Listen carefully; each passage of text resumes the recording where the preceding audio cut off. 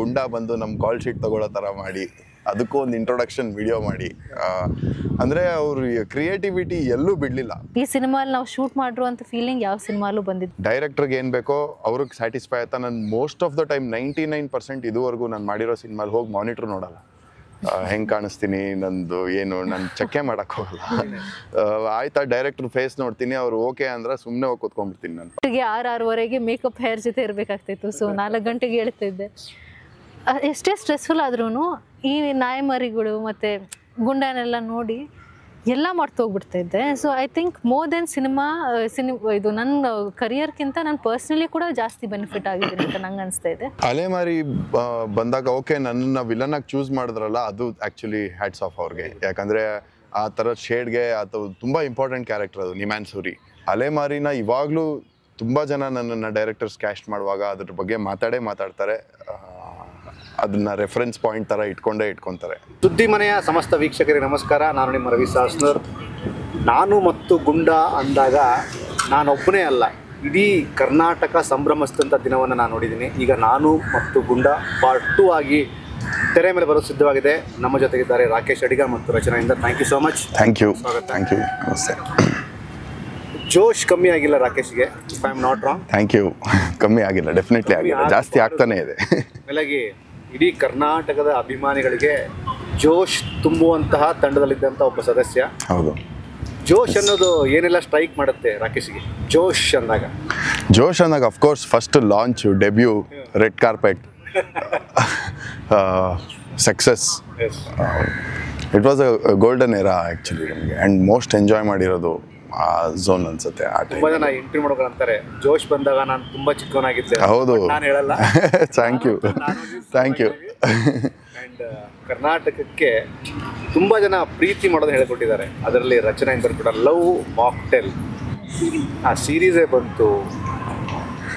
Dimension change ಆಗುತ್ತೆ ಅದು ರಚನೆಯಿಂದ ನೋಡುವಂಥದ್ದು. ಸಿನಿಮಾಗಳು ಬೇರೆ ಬೇರೆ ಆಗಿದ್ರು ಸಹ ಲವ್ ಮಾಕ್ಟೇಲ್ ಅಂದಾಗ ಹೆಂಗೆ ನಾವು ಅದು ಬರುತ್ತೆ ಅಲ್ವಾ?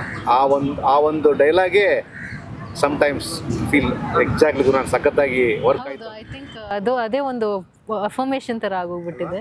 ಒಂದು ಪಾಸಿಟಿವ್, ನಮ್ಮನ್ನೇ ಒಂದು ಪಾಸಿಟಿವ್ ನೋಟಲ್ಲಿ ನೋಡೋ ಥರ. ನಾನು ಗೋಕಾಕ್ ಕಡೆ ಎಲ್ಲ ಒಂದು ಸಿನಿಮಾ ಪ್ರಮೋಷನ್ ಟ್ರಿಪ್ಗೆಲ್ಲ ಹೋದಾಗ ಅಲ್ಲಿ ತುಂಬ ಜನ ಹುಡುಗರು ಲವ್ ಮಾಕ್ಟೇಲ್ನ ನೆನೆಸ್ಕೋತಾರೆ, ನಿಮ್ಮ ಡೈಲಾಗ್ ನೆನೆಸ್ಕೋತಾರೆ. ಅವ್ರು ಸಿಕ್ಕರೆ ನಾವು ಹಾಯ್ ಹೇಳಿದೆ ಅಂತಂತಾರೆ. ಅಂದ್ರೆ ಆ ಡೈಲಾಗ್ ಸಮ್ಟೈಮ್ಸ್ ಮ್ಯಾಟರ್ ಆಗುತ್ತೆ. ತುಂಬಾ ಫ್ರೆಂಡ್ ಸರ್ಕಲ್ ಅಲ್ಲೂ ಇವಾಗ ಅದನ್ನ ಸ್ಲ್ಯಾಂಗ್ ತರ ಯೂಸ್ ಮಾಡ್ತಾರೆ. ಹೆಂಗೆ ನಾವು ಸೂಪರ್. ಈ ಆನ್ ಬೋರ್ಡ್ ಅನ್ನುವಂಥ ಪ್ರೊಸೆಸ್ ಇತ್ತೀಚೆಗೆ ತುಂಬ ದೊಡ್ಡ ಮಟ್ಟಕ್ಕೆ ಟ್ರೆಂಡಿಂಗ್ ಆಗಿ ಶುರು ಆಯಿತು. ಅಂದರೆ ಒಂದು ಸಿನಿಮಾ ಶುರು ಆಗುತ್ತೆ, ಪ್ರೊಡಕ್ಷನ್ ಹೌಸ್ ಈ ಥರ ಪ್ರೊಡಕ್ಷನ್ ಹೌಸಲ್ಲಿ ನಂಬರ್ 1 ಸಿನಿಮಾ, ಇದಕ್ಕೆ ಆನ್ ಬೋರ್ಡಲ್ಲಿ ಹೀರೋಯಿನ್ ಆಗಿ ಇಂಥವ್ರು ಬರ್ತಾರೆ, ಹೀರೋ ಆಗಿ ಇಂಥವ್ರು ಬರ್ತಾರೆ. ಈ ಆನ್ ಬೋರ್ಡ್ ಅನ್ನೋದು ಕೂಡ ನಿಮ್ಮ ಕೆರಿಯರ್ಗೆ ಪ್ಲಸ್ ಆಗಿರುತ್ತೆ. When it comes to part 2 ಬಂದಾಗ ನಿಮ್ದಾಗಲಿ ಆ ಒಂದು ಫೇವರ್ ಬಗ್ಗೆ ಹೇಳಿ. ಎಷ್ಟು ಕ್ರಿಯೇಟಿವಿಟಿ ಯೂಸ್ ಮಾಡಿದಾರಲ್ಲ ಅದರಲ್ಲೂ ಅನ್ನಿಸ್ತು. ಯಾಕಂದರೆ ಸುಮ್ಮನೆ ಅದರಲ್ಲೂ ಒಂದು ಶೂಟ್ ಮಾಡಿ ಗುಂಡ ಬಂದು ನಮ್ಮ ಕಾಲ್ ಶೀಟ್ ತಗೊಳ್ಳೋ ಥರ ಮಾಡಿ ಅದಕ್ಕೂ ಒಂದು ಇಂಟ್ರೊಡಕ್ಷನ್ ವಿಡಿಯೋ ಮಾಡಿ, ಅಂದರೆ ಅವ್ರ ಕ್ರಿಯೇಟಿವಿಟಿ ಎಲ್ಲೂ ಬಿಡಲಿಲ್ಲ. ಒಂದೊಂದು ಹೆಜ್ಜೆಲೂ ಯೂಸ್ ದಿಸ್ ಕ್ರಿಯೇಟಿವ್ ಎನರ್ಜಿ ಅಂತ ಅನ್ನಿಸ್ತು. ಅದು ನಂಗೆ ತುಂಬ ಖುಷಿ ಆಯಿತು. ಆ್ಯಂಡ್ ಮ್ಯೂಸಿಕ್ ಡೈರೆಕ್ಟರ್ ಆಗ್ಬೋದು. ಆ್ಯಂಡ್ ಈ ಶಿವ ಸಾಂಗು ಅಷ್ಟೇ, ಅದು ಅಲ್ಲ ನಾನು ಮತ್ತೆ ಗುಂಡ ಸಾಂಗು ಅಷ್ಟೇ. RP ಸರ್ 4-5 ಟ್ಯೂನ್ ಹೇಳಿದಾಗ ಇವನು ಒಪ್ಕೊಳ್ಳಲ್ಲ ಸಿಂಬಾ, ಆಮೇಲೆ ಯಾವುದೋ ಒಂದು ಹೇಳಿದಾಗ ಅವನು ಅಕ್ಸೆಪ್ಟೆನ್ಸ್ ಕೊಡ್ತಾನೆ. ಸೊ ಅವರು ಆ್ಯಂಡ್ ಅವ್ರ ಕ್ಲಾರಿಟಿ ಇದೆಯಲ್ಲ, everything is his centric, it is his movie and ಅವನು ಇವ್ರನ್ನೆಲ್ಲ ಸೆಲೆಕ್ಟ್ ಮಾಡಿನೇ ಅಂತ. ಅದೊಂಥರ ಆ್ಯಕ್ಚುಲಿ ನೋಡಿದ್ರು ಇಟ್ಸ್ ಹಿಸ್ ಗ್ರೇಸ್ ಅನ್ಸುತ್ತೆ. ವೇರ್ ಅವನ ಜೊತೆ ನಾವೆಲ್ಲರೂ ಈ ಥರ ಒಂದು ಆಪರ್ಚುನಿಟಿ ಸಿಕ್ಕಿದ್ದು. ಆಮೇಲೆ ಆ ಥಿಂಕಿಂಗ್ ಪ್ರೊಸೆಸ್ ಕೂಡ ತುಂಬ ಕ್ಲಬ್ ಆದಾಗಲೇ ಈ ಥರದೊಂದು ಏನೋ ಇನೋವೇಷನ್ ಆಚೆ ಬರೋಕ್ಕೆ ಸಾಧ್ಯ ಆಗುತ್ತೆ. ಒಂದು ಕಾನ್ಸೆಪ್ಟ್ ವೈಸನ್ನು ಮಾಡಕ್ಕೆ ಹೊರಟಿವಿ. ಹೌದು, ಕ್ಲಾರಿಟಿ ವಿತ್ ಪ್ಯೂರಿಟಿ ಬೇಕು ಅಂತ ನಾನು ಹೇಳ್ತೀನಿ ಯಾವಾಗಲೂ. ಕ್ಲಾರಿಟಿ ಒಂದೇ ಇದ್ರೂ ಸಾಲದು, ಪ್ಯೂರಿಟಿ ಒಂದೇ ಇದ್ರೂ ಸಾಲದು. ಎರಡೂ ಇದ್ದಾಗಲೇ ಅದು ಮ್ಯಾಚ್ ಆಗೋದು ಅಂತ. ಇಲ್ಲಿ ನಮ್ಗೆಲ್ಲರಿಗೂ ಅದು ಆಟೋಮೆಟಿಕ್ಕಾಗಿ ಆ ಟೈಮ್ಗೆ, ಆ ಸಮಯ ಸಂದರ್ಭಕ್ಕೆ ಅವನು ಆ ಥರ ಕ್ಲಾರಿಟಿ ಆ್ಯಂಡ್ ಪ್ಯೂರಿಟಿ ಕೊಟ್ಟ ಅನಿಸುತ್ತೆ. ಮೇಲಾಗಿ ನಾನು ರಚನಾ ಮುಖ್ಯ ಅಂದರೆ ಹೊಗಳೋದಂತಂದಲ್ಲ, ತುಂಬ ಜನ ಸಿನಿಮಾ ಪ್ರಮೋಷನ್ಸು, ಸಿನಿಮಾ ಹೀರೋಯಿನ್ಸು ಮಾತಾಡುವಾಗ ಒಂದಷ್ಟು ಜನ ಹೆಸರು ಬರುತ್ತೆ. ತುಂಬ ಸೆನ್ಸಿಬಲ್ ಆದಂತಹ ನಟಿ, ತುಂಬ ಕನ್ವಿಕ್ಷನ್ ಇರುವಂಥ ನಟಿ, ಇಂಥ ಹುಡುಗಿಯರಿಗೆ ಒಳ್ಳೇದಾಗಬೇಕು, ಸಿನಿಮಾಗಳು ಚೆನ್ನಾಗಾಗಬೇಕು. ಅದು ಇವನ್ ರಚನಾ ಕೂಡ ಆಗಿದೆ. ಅಂದರೆ ಲವ್ 360 ಬಂದಾಗ ಇವತ್ತಿಗೂ ಆ ಹಾಡು ಗುನುಗುವಂಥ ಹಾಡು, ಆ ನದಿಯ ಆ ಕಡಲಿನ ಮಧ್ಯೆ ತುಂಬ ಅದ್ಭುತವಾದಂಥ ಸೆನ್ಸಿಬಲ್ ಆದಂತಹ ಒಂದು ಸಿನಿಮಾ. ಈ ಥರದ ಕನ್ವಿಕ್ಷನ್ ಪಾಯಿಂಟ್ ಆಫ್ ವ್ಯೂ ಒಂದಷ್ಟು ಅಪ್ರಿಸಿಯೇಷನ್ ಸಿಕ್ಕಾಗ ಚೆನ್ನಾಗಿ ಹೇಗೆಲ್ಲ ಮೈಂಡ್ ಫ್ಲೋ ಆಗುತ್ತೆ ನಾನು ಮಾಡೋದಕ್ಕೆ ಕೆಲಸ ಮಾಡೋದು ಅನಿಸುತ್ತೆ. ಹಾಗೆ ನೋಡಿದ್ರೆ ನಾನು ತುಂಬ ಲಕ್ಕಿ ಅನಿಸುತ್ತೆ ನನಗೆ. ಯಾಕಂದರೆ ನೀವು ಲವ್ 360 ಬಗ್ಗೆ ಹೇಳ್ತಾ ಇದ್ರಿ, ಅದು ನಾನು ಒಬ್ಬಳೆಯಿಂದ ಅಂತೂ ನಿಜವಾಗ್ಲೂ ಆಗಲೇ ಇಲ್ಲ. ನನ್ನ ಕ್ಯಾರೆಕ್ಟರ್ ಎಷ್ಟಿದೆ ಅಂತ ನಾನು ನನ್ನ ಸ್ಪೇಸಲ್ಲಿದ್ದಾಗ ಆ ಸ್ಪೇಸ್ ಕೊಟ್ಟಿರೋದೇ ನಮ್ಮ director first of all Shashank sir ಅವರು. ಆ್ಯಂಡ್ ಮ್ಯೂಸಿಕ್ಗೆ ಲೈಫ್ ತಂದಿರೋದೇ ಅರ್ಜುನ್ ಜನ್ಯ ಅವರು. ಇದು ಮ್ಯೂಸಿಕ್ ಕಂಪೋಸ್ ಮಾಡಿರೋದು, ಸಚ್ ಬ್ಯೂಟಿಫುಲ್ ಮ್ಯೂಸಿಕ್. ಅದಕ್ಕೆ ಮತ್ತು ಇದು ಸಿದ್ ಶ್ರೀರಾಮ್ ಅವ್ರು ಹಾಡಿದ್ದಾರೆ. ಆ್ಯಂಡ್ ಲಿರಿಕ್ಸ್ ಬರೆದಿರೋದು ಶಶಾಂಕ್ ಅವರೇ. ಆ್ಯಂಡ್ ಲಿರಿಕ್ಸ್ ಎಷ್ಟು ಚೆನ್ನಾಗಿ, ಶಶಾಂಕ್ ಸರ್ ಅಂತೂ ಲಿರಿಕ್ಸ್ ಎಷ್ಟು ಬ್ಯೂಟಿಫುಲ್ಲಾಗಿ ಬರೀತಾರೆ. And first time Shashank sir ನಮ್ಗೆ ಈ ಹಾಡು ಕೇಳಿಸಿದಾಗ ಅವ್ರು ಕಾರಿಗೆ ಕರ್ಕೊಂಡು ಹೋಗ್ಬಿಟ್ಟು ಕಾರಲ್ಲಿ ಇದು ಕೇಳಿಸುತ್ತೆ, ಮ್ಯೂಸಿಕ್ ಚೆನ್ನಾಗಿ ಕೇಳಿಸುತ್ತಂತ ಕಾರಲ್ಲಿ ಹೀರೋನ ನಾನು ಕೂರಿಸ್ಬಿಟ್ಟು, ನಾನು ಹಿಂದೆ ಕೂತಿದ್ದೆ, ಹೀರೋ ಅವ್ರ ಮುಂದೆ ಕೂತಿದ್ರು, ಹಾಡು ಕೇಳಿಸ್ತಾಯಿದ್ರು. ಆವಾಗಲೇ ನಂಗೆ ತುಂಬ ಇಷ್ಟ ಆಯಿತು. ಅದಾದಮೇಲೆ ಶ್ರೀರಾಮ್ ಅವ್ರು ಹಾಡ್ತಾರೆ ಅಂತ ಹೇಳಿದ್ರು, ಇನ್ನೂ ಎಲಿವೇಟ್ ಆಗುತ್ತೆ. ಸೊ ಈ ನನ್ನ ಪಾತ್ರಕ್ಕೆ ರೆಕಗ್ನೇಷನ್ ಸಿಕ್ಕಿರೋದು ನಾನು ಮಾಡಿರೋ ಕೆಲಸ ಒಂದರಿಂದ ಅಲ್ಲ. I think the entire team has to get the credit. And Abhilash ಅವರು DOP ಆಗಿದ್ರು, ಎಷ್ಟು ಬ್ಯೂಟಿಫುಲ್ ಆಗಿ ಫ್ರೇಮ್ಸ್ ಸೆಟ್ ಮಾಡಿದ್ರಂದರೆ ಒಂದು ಸೀನಲ್ಲಿ ನನಗೆ ಗೊತ್ತಾಗ್ತಾ ಇರಲ್ಲ ಏನು ಮಾಡ್ತಾಯಿದ್ದೀನಿ ಅಂತ. ಸೊ ಅವರು ಕ್ಯಾಮ್ರಾ ಆ್ಯಂಗಲ್ ಹೆಂಗೆ ಸೆಟ್ ಮಾಡಿದ್ದಾರೆ ಅಂದರೆ ನಾನೊಂದು ಕಾರ್ನರಲ್ಲಿ ಕಾಣಿಸ್ತಾ ಇರ್ತೀನಿ. ಅಂದರೆ ಮೈಂಡ್ ಸೆಟ್ನ ಆ ಫ್ರೇಮಲ್ಲಿ ತೋರಿಸಿದ್ದಾರೆ. So I think that way ನನಗೆ ಅದೃಷ್ಟ, I am very lucky that I got A team day that. And ಜನ ಅದನ್ನ ರೆಕಗ್ನೈಸ್ ಮಾಡಿದರೆ ಅದೂ ಇನ್ನೊಂದು ದೊಡ್ಡ ಅದೃಷ್ಟ. ಯಾಕಂದರೆ ಎಲ್ಲರೂ ರೆಕಗ್ನೈಸ್ ಮಾಡೋಕ್ಕೆ ಸಿಗಲ್ಲ ಇಂಥ ಇದು. ಎಷ್ಟೇ ಚೆನ್ನಾಗಿ ಕೆಲಸ ಮಾಡಿದ್ರು ನಾವು ರೆಕಗ್ನೈಸ್ ಮಾಡೋದು ಇಟ್ಸ್ ಬಿಗ್ ಡೀಲ್ ಅಂತ ನಂಗೆ ಅನ್ಸುತ್ತೆ. ನಿಮ್ಮ ಮಾತಲ್ಲಿ ಒಂದು ಕೃತಜ್ಞತೆ ಇದೆ, ಇದು ಇರಬೇಕು. ರಾಕೇಶ್ ಕೂಡ ಲಾಸ್ಟ್ ಟೈಮ್ ನಾನು ಮಾತಾಡುವಾಗ ರಾಕೇಶ್ ತನ್ನ ಜರ್ನಿನ ನೆನೆಸ್ಕೋತಾನೆ, ಮಧ್ಯೆ ಮಧ್ಯೆ ತಾನು ಎಡವಿದ್ದು ಎಲ್ಲಿ ಅಂತ ಕೂಡ ಹೇಳ್ತಾನೆ, ಸಿನಿಮಾಗಳು ಕೆಲವೊಮ್ಮೆ ಯಾಕೆ ವರ್ಕ್ ಆಗಲಿ ಅಂತ ಕೂಡ ಹೇಳ್ತಾನೆ. ಜೊತೆಗೆ ಜನರು ಕೊಟ್ಟ ಪ್ರೀತಿನ ತುಂಬ ಸೆಲೆಬ್ರೇಟ್ ಮಾಡ್ಬೇಕು ನಾವು. ಹೌದು. ಹಲೋ ರಾಕೇಶ್. ಹೌದು, gratitude is the second highest frequency ಅಂತ.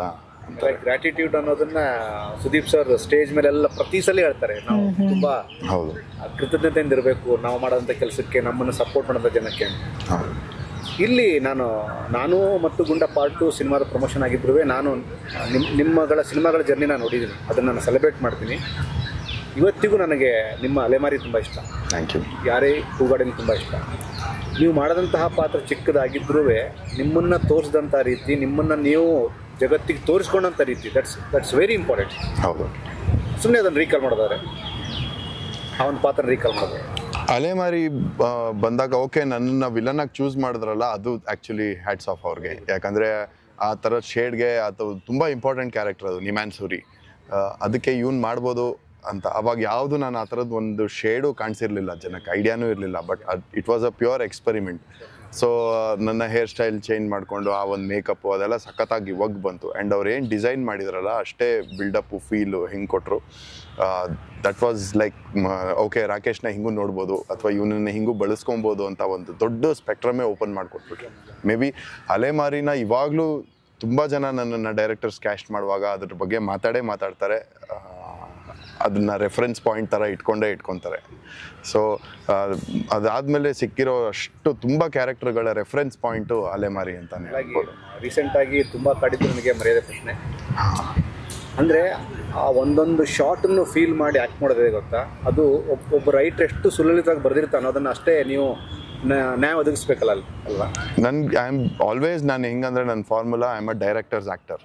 ನಾನು ಡೈರೆಕ್ಟ್ರಿಗೆ ಏನು ಬೇಕೋ ಅವ್ರಿಗೆ ಸ್ಯಾಟಿಸ್ಫೈ ಆಯ್ತಾ. ನಾನು ಮೋಸ್ಟ್ ಆಫ್ ದ ಟೈಮ್ 99% ಇದುವರೆಗೂ ನಾನು ಮಾಡಿರೋ ಸಿನಿಮಾಲಿ ಹೋಗಿ ಮಾನಿಟ್ರ್ ನೋಡಲ್ಲ, ಹೆಂಗೆ ಕಾಣಿಸ್ತೀನಿ ನಂದು ಏನು ನಾನು ಚೆಕ್ಕೆ ಮಾಡೋಕ್ಕೆ ಹೋಗಲ್ಲ. ಆಯ್ತಾ ಡೈರೆಕ್ಟ್ರ್ ಫೇಸ್ ನೋಡ್ತೀನಿ, ಅವ್ರು ಓಕೆ ಅಂದ್ರೆ ಸುಮ್ಮನೆ ಹೋಗಿ ಕೂತ್ಕೊಂಡ್ಬಿಡ್ತೀನಿ ನನ್ನ ಪಾಡಿಗೆ. ನೋಡಿ ಎಷ್ಟು ಒಳ್ಳೆ ಪಾಯಿಂಟು.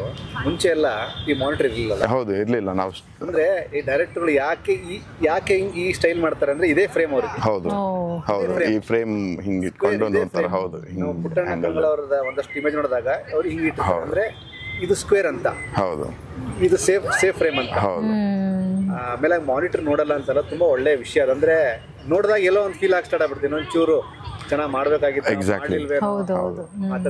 ರಚನೆ ಈ ಥರ ಆಗಿದೆ ಮನೆಗೆ ಡೆಫಿನೆಟ್ಲಿ. ಆ್ಯಂಡ್ ಐ ಥಿಂಕ್ ಈ ಪೋರ್ಷನ್ ಬಂದಾಗ I can relate very well to Rakesh ಅವರು. ಲವ್ 360 ಟೈಮು ನಾನು ಯಾವತ್ತೂ ಒಂದ್ಸಲನೂ ಹೋಗಿ ಸ್ಕ್ರೀನ್ ನೋಡಿಲ್ಲ. ನಾನು ನೆನಪೇ ಇಲ್ಲ ನೋಡಿರೋದು. ಆ್ಯಕ್ಟ್ ಮಾಡ್ತಿದ್ದೆ ಮತ್ತು ಹೋಗಿ ಇದು ಸರ್ ಮುಖ ನೋಡ್ತಾ ಇದ್ದೆ ಹಿಂಗೆ. ಅವರು ಅಂತ ಹೇಳಿದ್ರೆ ನಾನು ಓಕೆ ಅಂತ. ಅವ್ರು ಏನೂ ಇಲ್ಲ ಡಿಫ್ರೆಂಟಾಗಿ ಬೇಕಿತ್ತು ಅಂತ ಹೇಳಿದಾಗ ಹೋಗಿ ಬೇಕಿದ್ರೆ ಸ್ಕ್ರೀನ್ ನೋಡ್ತಾ ಇದ್ದೆ. ಬಟ್ ಅವಾಗವರೆಗೂ ಅವ್ರಿಗೆ ಸ್ಯಾಟಿಸ್ಫೈ ಆಯಿತಾ, ಅವಾಗ ನಾನು ಸ್ಯಾಟಿಸ್ಫೈ ಆಗ್ತೆ. ಬಟ್ ದೇರ್ ಒಂದೊಂದು ಪೋರ್ಷನ್ ಇವೆ ವೇರ್ ಲವ್ 360 ಅಂತಲ್ಲ, ಒಂದೊಂದು ಸಿನಿಮಾಗಳಲ್ಲಿ when there is glamorous role maybe I want to look at the camera, I want to look at the screen and I want to make sure ಸ್ವಲ್ಪ ಡಿಫ್ರೆಂಟಾಗಿ ನಾನು ಕಾಣಿಸ್ಕೋಬೇಕು, ನನಗೂ ಈ ಥರ ಕಾಣಿಸ್ಕೋಬೇಕು. ಯಾಕಂದರೆ ಡಿರೆಕ್ಟರ್ ಮೇನ್ಲಿ ಅದ್ರ ಬಗ್ಗೆ ಕಾನ್ಸಂಟ್ರೇಟ್ ಮಾಡ್ತಾ ಇರಲ್ಲ ಅಲ್ಲಿ ಅವ್ರು ಬೇರೆದೆಲ್ಲ ನೋಡ್ಕೋತಾ ಇರ್ತಾರೆ. ನಾನು ಇದ್ರ ಬಗ್ಗೆ ಸ್ವಲ್ಪ ಕಾನ್ಸಂಟ್ರೇಷನ್ ಕೊಡಬೇಕಾಗುತ್ತೆ. ಬಟ್ ಲವ್ 360 ಅದು ಏನೂ ಇದ್ದಿಲ್ಲ. So I think I can relate to your lot in that way. ಇನ್ನೊಂದು ಸೇಫ್ಟಿ ಪಾಯಿಂಟ್ ಏನಂದರೆ ನಮ್ಗೆ ಅಪ್ರಿಸಿಯೇಷನ್ ಸಿಗ್ತಾ ಕ್ರೆಡಿಟ್ ಡೈರೆಕ್ಟರ್ಗೆ ಹೋಗುತ್ತೆ. ಯಾರು ಬೈದ್ರ ಏನು ಹಿಂಗೆ ಮಾಡಿದಾನೆ ಅಂತ ಅದು ಬ್ಲೇಮ್ ಡೈರೆಕ್ಟರ್ಗೆ ಹೋಗುತ್ತೆ. ನಾಟ್ ಎವ್ರಿಬಡಿ, ಕೆಲವು ಒಂದು ಪರ್ಸೆಂಟೇಜ್ ಟೋಲ್ಡ್ ಮಿ ಅಲೆ ಮಾರಿ ಹಿಂಗೆ ಮಾಡಿದ್ಯಾ, ಸ್ವಲ್ಪ ತುಂಬ ಕಿರ್ಚಿದ್ಯಾ, ಸ್ವಲ್ಪ ಸೆಟಲ್ ಮಾಡಿದರೆ ಇನ್ನೂ ಸಖತ್ತಾಗಿರ್ತಿತ್ತು. ಅದ್ಯಾವುದು ನನಗೆ ಎಫೆಕ್ಟ್ ಆಗಲ್ಲ, ಅಥವಾ ನಾನು ಆ್ಯಸ್ ಅನ್ ಆ್ಯಕ್ಟರ್ ಏನೋ ಕಲಿಬೇಕು ಅನ್ಸಲ್ಲ. ಯಾಕಂದರೆ ಅವ್ರು ಹೇಳಿದ್ದನ್ನು ನಾನು ಮಾಡಿದ್ದೀನಿ, ಇಟ್ಸ್ ದೇರ್ ಪ್ರಾಡಕ್ಟ್. ಎಲ್ಲ ರಚನೆ ಹೇಳೋದಂಗೆ ಪ್ರತಿಯೊಬ್ಬ ರೈಟರ್ ಬರೆದಂತಹ ವಿಷಯ ಇಫ್ ಇಟ್ ಈಸ್ ಅಂದರೆ ಡೈರೆಕ್ಟರೇ ರೈಟರ್ ಆಗಿದ್ರು ಅಂತಂದರೆ ಇನ್ನೂ ಗ್ರಿಪ್ಪಿಂಗ್ ಚೆನ್ನಾಗಿರುತ್ತೆ. ಆ ಇಂಟೋನೇಷನ್ನು, ಆ ಒಂದು ರಿದಮ್ಮು, ಆ ವೇವ್ ಲೆಂತ್ಗಳೆಲ್ಲವೂ ತುಂಬ ಆಗುತ್ತೆ. ನಾನು ಮತ್ತು ಗುಂಡ ಪಾರ್ಟ್ 2 ರಚನಾ ಇಂದರ್ನ ಸಿನಿಗ್ರಾಫ್ಗೆ ಎಷ್ಟು ಇಂಪಾರ್ಟೆಂಟ್ ಆಗುತ್ತೆ ಮತ್ತು ನಿಮ್ಮ ಪಾತ್ರ ನನ್ನ ಪಾತ್ರದ ಹೆಸರು ಇಂದು ಅಂತ ತುಂಬಾ ಇಂಪಾರ್ಟೆಂಟ್ ಆಗುತ್ತೆ. ಪಾರ್ಟ್ 1 ರಿಲೀಸ್ ಆದಾಗ ನಮ್ಮ ಲವ್ ಮಾಕ್ಟೇಲ್ ರಿಲೀಸ್ ಆಗಿತ್ತು, ಆಲ್ಮೋಸ್ಟ್ ಸೇಮ್ ಟೈಮ್ ರಿಲೀಸ್ ಆಗಿರೋದು. ಆ್ಯಂಡ್ ಕೋವಿಡ್ ಬಂದಾಗ ಇವ್ರ ಮೂವಿಗೂ ನಮ್ಮ ಮೂವಿ ಎಷ್ಟು ಎಫೆಕ್ಟ್ ಆಗಿತ್ತು ಅಷ್ಟೇ ಎಫೆಕ್ಟ್ ಆಗಿತ್ತು. ಬಟ್ ಟಿ ವಿಯಲ್ಲಿ ಚೆನ್ನಾಗಿ ಓಡ್ತು ಆ್ಯಂಡ್ ಅವ್ರಿಗೆ ಇದು ಪರಭಾಷೆಗಳಲ್ಲಿ ಇನ್ನೂ ಚೆನ್ನಾಗಿ ರೆಕಗ್ನಿಷನ್ ಸಿಕ್ತು ಆ್ಯಂಡ್ ಅಲ್ಲಿ ಕೂಡ ಚೆನ್ನಾಗಿ ಎಕ್ಸೆಪ್ಟ್ ಮಾಡಿಕೊಂಡ್ರು. ಸೊ ಪಾರ್ಟ್ 2 ನನಗೆ ಇದು ಅವಕಾಶ ಬಂದಾಗ ರಘು ಹಾಸನ್ ಅವರು ಬಂದು ನನಗೆ ಇದು ಸಿನಿಮಾ ಬಗ್ಗೆ ಎಲ್ಲ ಹೇಳ್ತಾ ಇದ್ದಾಗ ನಂಗೆ ತುಂಬಾ ಇಂಪಾರ್ಟೆಂಟ್ ಅನಿಸ್ತು. ಯಾಕಂದರೆ ಪಾರ್ಟ್ 1 ಸಿನಿಮಾ ನೋಡಿದ್ದೆ and I am a pet lover basically and dog lover. So cinema ಅಲ್ಲಿ ಫಸ್ಟ್ ಆ್ಯಕ್ಟಿಂಗ್ ಸೇರ್ಕೊಂಡಿರೋದೇ ನಂಗೆ ಆ್ಯಕ್ಟಿಂಗ್ ಇಷ್ಟ ಅಂತ. ಅದ್ರ ಜೊತೆ ನಾಯಿ ಜೊತೆ ಆ್ಯಕ್ಟ್ ಮಾಡಬೇಕಂದ್ರೆ ಇನ್ನೂ ಖುಷಿ ಆಗ್ತಾಯಿತ್ತು. ಆ್ಯಂಡ್ ಈ ಸಿನಿಮಾಲಿ ಆಗ್ತಿರೋವಂಥ ಫೀಲಿಂಗ್ಸ್ ಆ್ಯಂಡ್ ಈ ಸಿನಿಮಾಲಿ ನಾವು ಶೂಟ್ ಮಾಡಿರುವಂಥ ಫೀಲಿಂಗ್ ಯಾವ ಸಿನಿಮಾಲೂ ಬಂದಿದ್ದಿಲ್ಲ. ಯಾಕಂದರೆ ಇಲ್ಲಿ ಎಷ್ಟೇ ಸ್ಟ್ರೆಸ್ಫುಲ್ ಆಗಿದ್ರು, ನಾನು ಬೆಳಿಗ್ಗೆ 4 ಗಂಟೆಗೆ ಹೇಳ್ತಾಯಿದ್ದೆ, ಹೋಗಿ 10 ಗಂಟೆಗೆ ಮಲ್ಕೋತಾ ಇದ್ದೆ, ಊಟ ಎಲ್ಲ ಮುಗಿಸಿ ಮಲ್ಕೊಳ್ಳೋಷ್ಟೊತ್ತಿಗೆ 10 ಗಂಟೆ ಆಗ್ತಾಯಿತ್ತು. ಸೆಟ್ಟಿಗೆ 6-6:30 ಮೇಕಪ್ ಹೇರ್ ಜೊತೆ ಇರಬೇಕಾಗ್ತಾಯಿತ್ತು. ಸೊ 4 ಗಂಟೆಗೆ ಹೇಳ್ತಾಯಿದ್ದೆ. ಎಷ್ಟೇ ಸ್ಟ್ರೆಸ್ಫುಲ್ ಆದ್ರೂ ಈ ನಾಯಿ ಮರಿಗಳು ಮತ್ತು ಗುಂಡನೆಲ್ಲ ನೋಡಿ ಎಲ್ಲ ಮರ್ತೋಗ್ಬಿಡ್ತಾ ಇದ್ದೆ. So I think more than ಇದು ನನ್ನ ಕರಿಯರ್ಗಿಂತ ನಾನು ಪರ್ಸ್ನಲಿ ಕೂಡ ಜಾಸ್ತಿ ಬೆನಿಫಿಟ್ ಆಗಿದ್ದೀನಿ ಅಂತ ನಂಗೆ ಅನಿಸ್ತಾ ಇದೆ. ಸೊ ಇದು ಕರಿಯರ್ಗೆ ಕೂಡ ಇಂಪಾರ್ಟೆಂಟ್ ಆಗುತ್ತೆ, ಯಾಕಂದರೆ ನನ್ನ ಪೋರ್ಟ್ಫೋಲಿಯೋ ಇವಾಗ ಇನ್ನೂ ಡೈವರ್ಸ್ ಆಗಿದೆ. ಪ್ರಾಕ್ಟಿಕಲಿ ಸ್ಪೀಕಿಂಗ್ ತುಂಬ ಡೈವರ್ಸ್ ಆಗಿದೆ. ಆ್ಯಂಡ್ ಇದರಲ್ಲಿ ಈ ಪಾತ್ರ ಬಂದುಬಿಟ್ಟು ಎಷ್ಟೋ ಅಪ್ಸ್ ಆ್ಯಂಡ್ ಡೌನ್ಸ್ ಇವೆ. ತುಂಬ ಮೂಡಿ ಇರುವಂಥ ಒಂದು ಪಾತ್ರ, ಎಷ್ಟೋ ಮೂಡ್ಸ್, ಎಷ್ಟೋ ಇಮೋಷನ್ಸ್ ಕಾಣ್ತವೆ ನಿಮಗೆ ಈ ಸಿನಿಮಾದಲ್ಲಿ ನನ್ನ ಪಾತ್ರಕ್ಕೆ. So I think that is also an added point ಅಂತ ಹೇಳ್ಬೋದು.